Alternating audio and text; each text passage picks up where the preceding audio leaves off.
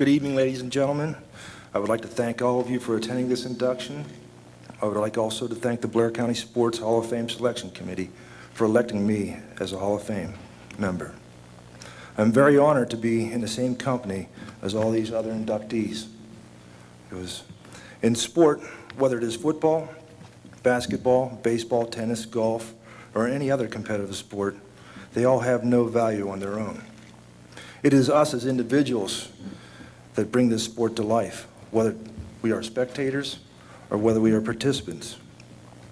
Regardless of our attachment to sport, they all have the same fundamental ingredients.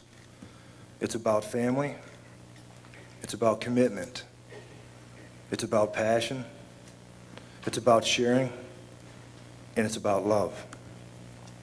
I'm thankful to my mother and father for providing me with the freedom and education to make the right decisions. As I grow older and my insight broadens, I appreciate them more and more, and especially tonight as I reflect back on my accomplishments. To my coaches, to my coach individually, I wish to thank my high school coach, Tom Irwin. He was my junior and sophomore coach, for getting a 16-year-old boy to grasp the meaning of sportsmanship. Tom taught me how to put my heart, body, and soul into the game. I'd like to thank my high school coach who taught me during my senior year, was Harold Price, for getting me to focus on the task at hand and to execute my assignments for the team and not as an individual. In addition, I'd like to thank my coach Bob Green, who was my offensive and defensive line coach, for all the drills and the techniques which he constantly went over. They got me through some really big games, both in my college and professional career. As I reflect back on my football career, in my first game as a freshman at the University of Connecticut, I was with the season opener with Army. I was put in the game in the middle of the second quarter. My first play got off to a good start. I was stuffing the offensive lineman back into the backfield. Felt pretty good. Thought the summer practice had paid off. However, the very next play, I felt and heard a loud snap, which at one point I knew something very bad had just happened. The next thing I knew, I was in a full-length cast, and I was done for the season. I just discovered that in 4 seconds, approximately the same amount of time it took Doug Flutie to throw that Hail Mary pass back in 1984 to defeat Miami in the Orange Bowl, my career as a football player was medically over.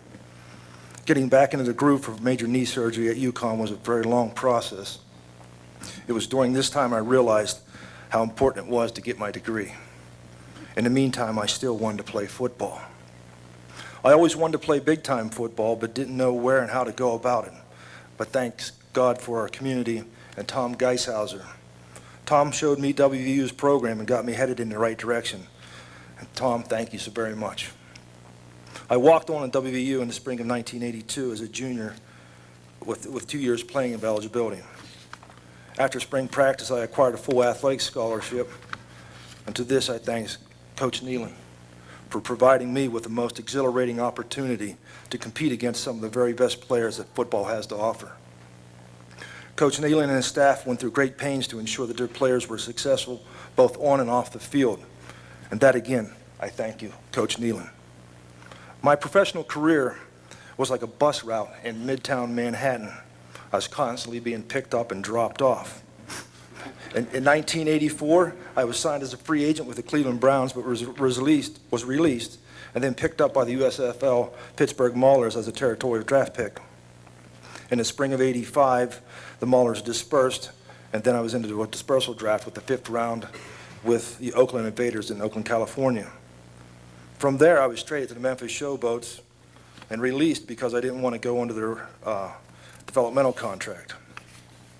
In 1985, I signed with the Indianapolis Colts and was released once the USFL had folded, and then the NFL was required to acquire all their floating NFL drafts. It pushed me out into the cold. In 1985, I finished the season with the CFL Toronto Argonauts. In '86, I was released from Toronto. It's funny, the first time you get cut from a team, you cry because you feel that you've failed. The second time you get cut, you get angry. At this time, you realize you're not competing for a position, but you're competing for a spot on a team. So in the grand scheme of things, if the team needs 3 field goal kickers and they can get the job done with 4 defensive linemen, the 5th defensive lineman gets cut. During the 1987 strike season, I was back with the Indianapolis Colts for 4 games. It was at this time I realized my professional career as a football player was coming to an end, and I realized that there were much better players than myself that would never play again. At the present, I work with the New York City Transit Authority as a lead investigator for subway accidents. My luckiest and happiest days of my post-football career life is when I met my beautiful wife, Carla, and my birth of my son, Kyle, and my daughter, Kelly. What I have accomplished, both on and off the field, can be attributed to those who unselfishly provided me with the guidance, support, and leadership. Remember, it's about commitment, it's about passion, it's about sharing, it's about love, it's about family. Thank you very much.